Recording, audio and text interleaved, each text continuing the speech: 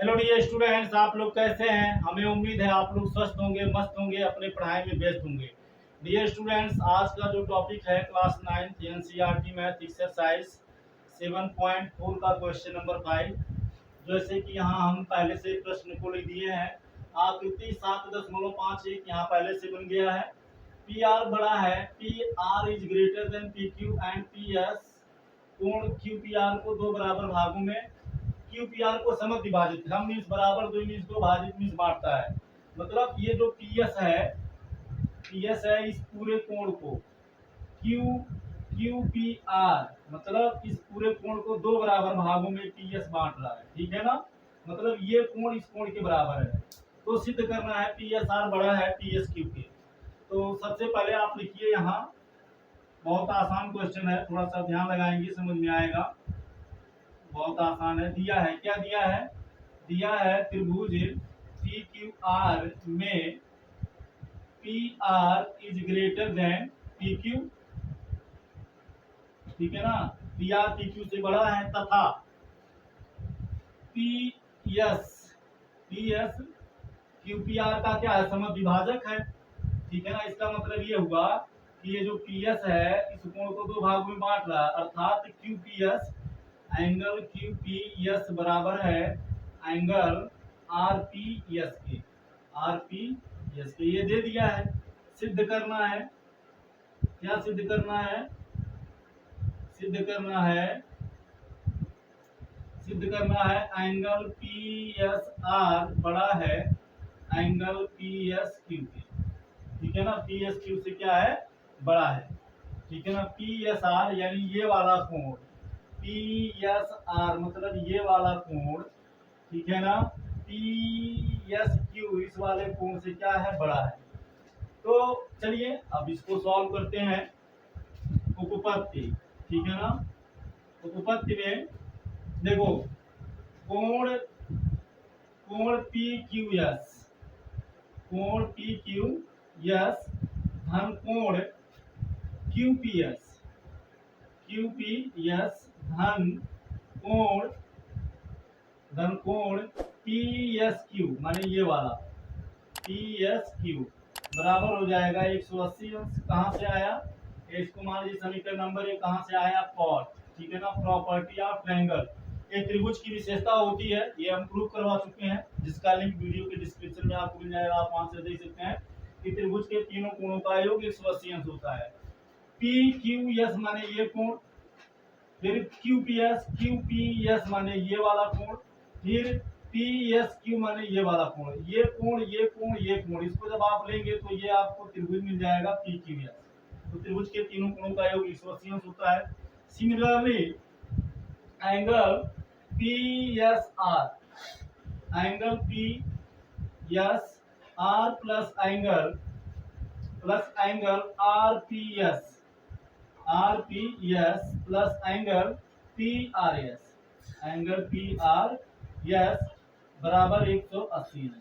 मतलब ये वाला कोण पी एस आर माने ये वाला कोण, आर पी एस माने ये वाला कोण, पी आर एस माने ये वाला कोण बराबर 180 है। समीकरण नंबर 2 ये भी हो गया पार्ट प्रॉपर्टी ऑफ ट्रायंगल, ठीक है ना। त्रिभुज की विशेषता, त्रिभुज के तीनों कोणों का योग 180 अंश होता है।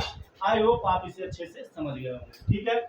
अब यहाँ लिखो समीकरण 1 व 2 से, ठीक है ना। समीकरण 1 व 2 से मतलब तुलना करने पर, अब ये इन तीनों कोणों का योग भी 180 अंश है, इन तीनों कोणों का योग भी 180 अंश है, इसलिए ये दोनों परस्पर क्या होंगे? बराबर होंगे। यहाँ लिखो, इसलिए एंगल पी क्यू एस धन एंगल क्यू पी एस धन एंगल पी एस क्यू बराबर होगा angle P S R plus angle R P S plus angle P R S, ठीक है ना। अब देखो, अब यहाँ दिया है चूंकि एंगल क्यू पी एस बराबर है एंगल आर पी एस, ठीक है ना। कहाँ से है? दिया है ये, यहाँ देखिए दिया है Q P S R P S के बराबर है, तो अर्थात यहाँ लिखो, इसलिए angle P Q S plus angle Q P S plus angle P S Q बराबर angle P S R plus angle R P S बराबर है क्यू पी एस के। तो इस आर पी एस की जगह पे हम क्या लिख देंगे, एंगल क्यू पी एस लिख देंगे plus angle P R S लिख देंगे। ठीक है, अब देखो QPS से QPS क्या होगा, कैंसिल हो जाएगा। तो जब कैंसिल हो जाएगा तो क्या मिलेगा, हमें मिलेगा angle PQS plus angle PSQ बराबर मिलेगा एंगल PSR प्लस एंगल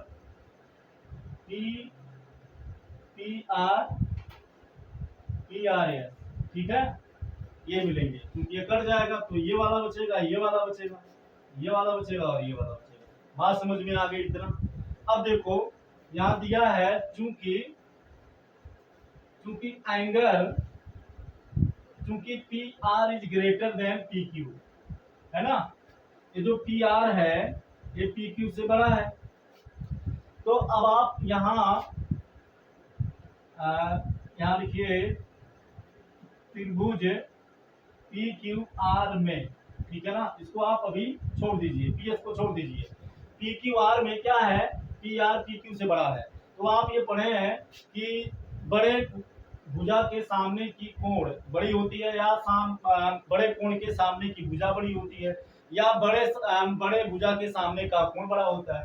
तो जब पी आर बड़ा है तो पी आर के सामने का कोण क्या हो गया, क्यू हो गया, यहाँ लिख दो। इसलिए एंगल पी क्यू एस बड़ा होगा, किससे बड़ा होगा, पी क्यू के सामने का कोण ये हो गया angle P R Q, angle P R Q, ठीक है ना, angle P R Q, angle P, एक मिनट थोड़ा यहां से देख लेते हैं, पी आर एस, तो एंगल पी आर एस से बड़ा होगा, एंगल पी आर एस से या पी आर क्यू लिखिए या एंगल पी क्यू एस बड़ा होगा एंगल पी आर एस। अगर आप पी आर एस लिखेंगे तब भी यही कोण आएगा, पी आर क्यू लिखेंगे तब भी यही कोण आएगा, ठीक है ना। अब यहाँ लिखो, इसलिए मतलब ये हुआ कि ये वाला जो कोण है, ये वाला कोण इस वाले कोण से क्या है, बड़ा, ठीक है। कैसे, जैसे मान लो 4-3 बराबर है 5-2, इधर भी 4-3-7 हुआ और इधर भी 5-2-7 हुआ, है ना। तो अगर ये वाला बड़ा है, 4 वाला 2 से बड़ा है, ठीक है ना, तो इसके बाद वाला ये छोटा है और ये क्या है, इसके बाद वाला बड़ा है।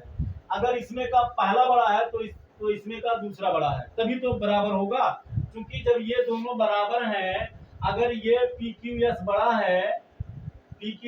है तो PSQ क्या होगा, छोटा होगा, और PSR, अब PRS छोटा है तो इसका मतलब PSR क्या होगा, बड़ा होगा। समझ में आया कि नहीं, यहाँ से आप समझ सकते हैं, क्योंकि 4-3-7 ये भी बड़ा, 7-5-2-7 ये भी 7, तो अगर 4-2 से बड़ा है तो यहाँ 3-5 से क्या है, छोटा है, ठीक है ना। कहने का मतलब है अगर A धन B बराबर C धन D है, और अगर A बड़ा है किससे, A बड़ा है C से, A बड़ा है C से, या A बड़ा है D से, तो B से बड़ा होगा C, ठीक है ना। अगर ये इससे बड़ा होगा तो ये वाला छोटा होगा और C वाला बड़ा होगा। अगर इसका एक बड़ा होगा तो इसका एक छोटा होगा, और इसका एक छोटा होगा तो यानी अगर A D से बड़ा होगा तो B C से क्या होगा, छोटा होगा। ठीक कॉन्सेप्ट यहाँ यही लगेगा, ठीक है ना। अब यहाँ इसको ऐसे घेर देते हैं, नीचे चलते हैं। इसलिए तो जब PQS, यहाँ देखिए, जब PQS PRS से बड़ा है, इसका मतलब PSQ, एंगल PSQ छोटा होगा किससे, एंगल PSR से। हमें यही प्रूव करना था। देखिए यहाँ प्रूफ हो गया। आप इसको ऐसे भी लिख सकते हैं, एंगल PSR बड़ा होगा एंगल PSQ से। तो ये हमारा क्या हो गया, आसानी से प्रूव हो गया। थोड़ा सा लॉजिक लगा, थोड़ा सा दिमाग लगाएंगे, आसानी से समझ में आ जाएगा। तो डियर स्टूडेंट्स, आप इसका स्क्रीनशॉट ले लीजिए और ये बिल्कुल कठिन नहीं है, एक से दो बार आप देख लेंगे आपके समझ में आ जाएगा। थोड़ा सा यहाँ तक तो कोई प्रॉब्लम नहीं है, बस यही थोड़ा सा आपको दिमाग लगाना है, क्योंकि ये दोनों इन दोनों के बराबर है। जब यह इससे बड़ा है तो ये वाला छोटा होगा और ये वाला बड़ा होगा। कहने का मतलब अगर इसका पहला पद इसके एक पद से बड़ा है तो इसका दूसरा पद इसके दूसरे वाले पद से छोटा होगा। ये बड़ा है इससे तो ये छोटा होगा इससे। ठीक है, बस यही कॉन्सेप्ट लग गया, आसानी समझ में आ गया, इसलिए हमने आपको यहाँ पर क्या बता दिया, ये समझने के लिए, इससे आपको कोई दिक्कत ना हो। तो आई होप आप इसे अच्छे से समझ गए होंगे। वीडियो आपको कैसा लगा हमें जरूर कमेंट करिएगा। हम आप एक